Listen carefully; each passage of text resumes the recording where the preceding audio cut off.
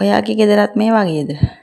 කඩවල් වලින් ගේන බෑග්ස් මෙහෙම ගොඩ ගහලා ගුලි කර කර බෑග්ස් වල එක මල්ලක දාලා එහෙමද තියන්නේ? ඉතින් මේ විදිහට කරලා බලන්නකෝ. එතකොට මාර පිළිවෙලක් තියෙනවා. ලස්සනයි. දැන් අපි කඩේකට යද්දී වුණත් දැන් බෑග්ස් වලට ගෙවන්න එපා ආපහු සල්ලි ගෙවලානේ බෑග්ස් දෙන්නේ. ඉතින් එහෙම වුණාම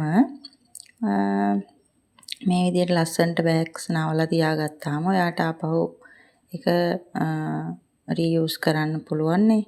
කඩේකට උනත් යද්දී පර්ස් එක ඇතුලේ උනත් දාගෙන යන්න පුළුවන් මේ විදිහට චූටියට නවලා ලස්සනට ආපහු කඩේකට යද්දී ඔයාට ඒක ආයි ඒකටම බඩු දාගෙන එන්න පුළුවන් විදිහට ගන්න පුළුවන්.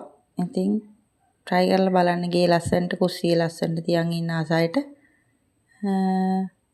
ඔළුව විකාර වෙනවනේ මේ වගේ ගොඩවල් එක මෙහෙම දකිද්දි නේද?